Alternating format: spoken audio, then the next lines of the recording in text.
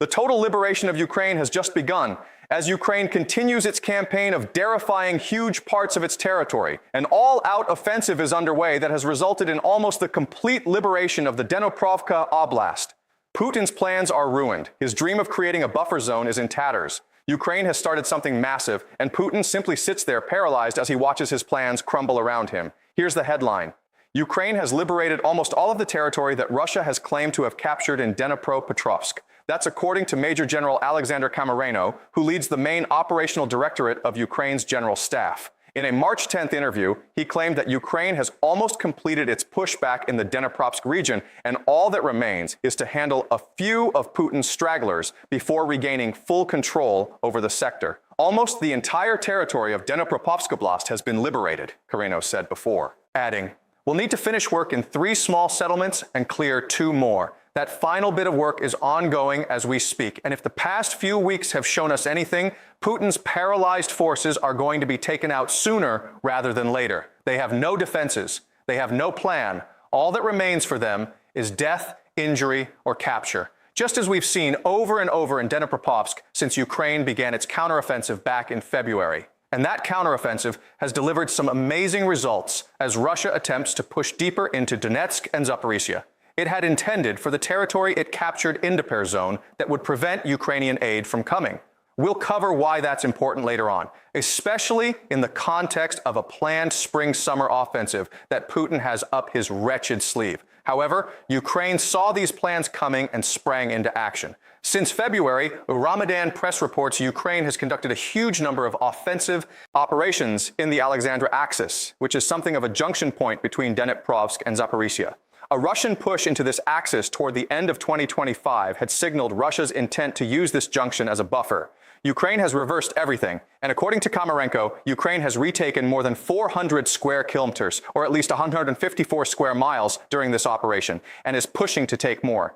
Ukraine has been cementing its control of this territory, Euromaidan Press adds, and it's been conducting follow-up sweeps in many of the areas that it's liberated to remove the last vestiges of Russia's infiltrating forces off the map. This is diversification made real, and there isn't much that Putin is able to do about the airborne assault forces and ground assault units that Ukraine has been deploying to make this pushback happen. That gives us an indicator of how Ukraine has made these massive gains. In its reports on Kareno's comments, the Kiev Post also makes mention of these combined aerial and ground assault forces, as well as noting that the general himself confirms that this is a very deliberate and purposeful operation being conducted by Ukraine. This is a planned offensive operation that has passed all the procedures of approval, coordination, etc., Camarano claimed.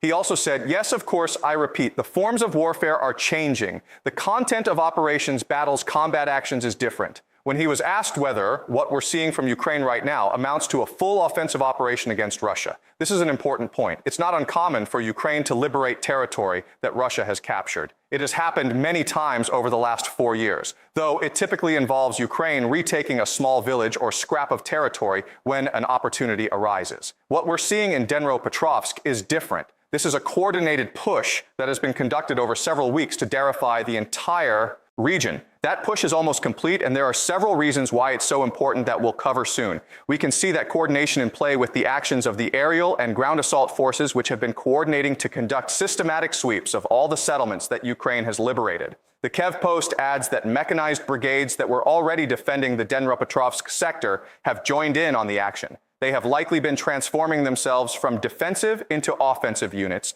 as the sweep has been ongoing. The logic here is simple.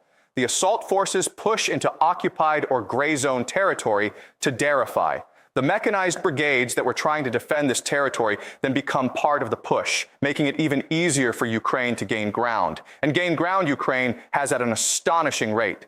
Kareno reveals that 400 kilometers that Ukraine has liberated represent more than simple diversification. Each of those square kilm is a signal to Putin that Ukraine can do what Russia's leader wants his forces to accomplish even better than the Russians can. Thanks to these active actions, we have positive dynamics in February. More territory has been liberated than lost, Komarenko says, and he's backed up by figures published by the Institute for the Study of War, or ISW. In its March 3rd analysis of the Russian offensive campaign, the ISW revealed a snippet of information that will have Putin throwing in fury at the utter incompetence of his soldiers. For the first time since the summer of 2023 counteroffensive, Ukraine retook more territory from Russia than Russia managed to steal from Ukraine. This statement covers the month of February, and ISW openly admits that it's even likely underestimating the true extent of Ukraine's advance when compared to the 400 and 460-kilometer figures that are being shared by Ukraine. ISW's mapping methodology underestimates Ukrainian advances as ISW depicts the furthest assessed extent of Russian advances until enough open-source evidence emerges to allow ISW to confidently assess that Russian forces no longer hold these positions. The ISW declares what it did say for certain on March 3rd is that the period between February 14th and 20th saw Ukraine achieve a net gain of 33 kilometers or 12.7 miles, which means that Ukraine liberated 33 kilometers more than Russia captured during this period. We saw even better during the next week between February 21st and 27th when the ISW claims that Ukraine enjoyed a confirmed 57 kilometers or 22-mile net gain. And now that we're in mid-March, the full offensive has gained even more ground. Russia's defenses have crumbled, and Ukraine is now shoring up a new front line that was once porous, but is now being filled with defenses and fortifications that will make it incredibly difficult for Russia to retake what it has lost. That's going to have huge ramifications for what's to come as we move deeper into 2026. And the main reason why comes down to something that we've already mentioned several times already. Russia really wanted the Dnepr to serve as a buffer zone. Kareno said as much himself, stating their leadership constantly says that they need the entire Donbass as a buffer zone. Their goal was to create a buffer zone in the Dnepr region. That was their intention, their plan. In other words, Russia has counted a whole bunch of chickens before they've had the chance to hatch in Dnepropetrovsk. Russia's main goal after the initial failure of the so-called special military operation has been to snatch the Donbass region away from Ukraine. Putin has stated this many times, and Russia has made it a key condition of peace negotiations. If Ukraine doesn't see the Donbass, Russia will keep throwing meat at the grinder to take it by force. Ukraine isn't ceding, and that leaves Putin with a problem. Let's assume for a moment that Russia succeeds in taking the Donbass, which is far from a given. The last thing that Putin would want in this moment of triumph is to deal with attacks that Ukraine carries out toward the east via Dnepropetrovsk and Alexandra. Hence, there is a need for a buffer zone. What Russia wants to do is create what would amount to a multi-mile strip of defense-laden territory that it could use to stave off Ukraine's counterattacking forces. The longer that Russia could stop a counterattack into the Donbass, the more time it would have to build fortifications in that region to make the success of a counterattack very unlikely. What this all amounts to is that Russia wants to expand its control over the front lines in eastern and southern Ukraine. Over the last month, Ukraine's campaign of derification has made that impossible because it has eliminated the buffer that Putin so desperately wanted to create. Nearly every scrap of territory that Putin intended to use in that buffer is now back in Ukraine's hands. And Ukraine is pushing to reclaim even more as its offensive pushes deeper. That's going to have a huge impact on what happens in the Donbas region in 2026. Never mind in a hypothetical future where Russia controls the Donbas. And we're going to explain why in just a moment. But before we get into that, if this is the kind of insight that you want more of, make sure you are subscribed to the Military Show. We break it down like this every single week. Now, why are Ukraine's massive gains in Dnepropetrovsk bad for Russia beyond the fact they've stopped Putin from creating a buffer zone that he intended to use in a future that is far from certain? One of the answers to that question is that a full offensive showcases that Ukraine has all the initiative on the battlefield right now. We see that in the fact that Ukraine is making stronger gains than Russia right now, which paints a picture of Russia's defenses crumbling as Ukraine's fortifications hold up. Emil Kastelme, who is a military analyst with Finland's Blackbird Group, backs that up with statements made to the Kiev Independent. Over the last few weeks, Ukraine has been counterattacking, especially in the Dnepropetrovsk region. Generally, it's clear that the initiative in this sector of the front has shifted to Ukraine, Castelli proclaims. The Atlantic Council agrees with this assessment, stating in a March 3rd edition of Dispatches that Ukraine has managed to weather the winter storm that Russia unleashed against its energy grid to come out on the other side with all of the momentum. In addition to liberating parts of its own territory, Ukraine is inflicting massive casualties on Russia, receiving billions of dollars in aid and loans, and has deployed new long-range weapons against Russian and occupied territory. Ukraine is far from the spent force that Putin has been trying to claim it to be toward the end of 2025, and the counteroffensive is the latest proof of that fact. Ukraine is also looking to build on this momentum, as proven by the country's defense minister Fedorov, setting a target of 50,000 Russian casualties per month to be reached by the end of 2026. These are not the actions of a nation that is breathing its dying breath on the battlefield. So we could see Ukraine's all-out offensive as a signal to Putin and anybody who believes the constant lies that come out of the Russian president's mouth. Beaten nations don't take more territory from the countries that are supposed to be beating them. Yet that's what we've seen in Dnipropetrovsk and the surrounding regions over the last couple of months. And now that weapons like the Flamingo drone missile hybrid are flying and Ukraine is strengthening and expanding its kill zones, 2026 looks set to be a year where Russia loses more than it ever has for whatever gains it manages to make in Ukraine. What we're also seeing is that Ukraine's counteroffensive is forcing Russia to divert resources away from its main goals in the Donetsk region. We'll come back to that specific point toward the end of the video. But when talking about Donetsk, we also have to talk about what Russia is reported to have planned for the spring and summer of 2026. An offensive is coming. Russia has been preparing for its latest push since the end of 2025 through sustained artillery and drone strikes across the front lines, along with its long-range attacks against Ukraine's logistical and energy infrastructure.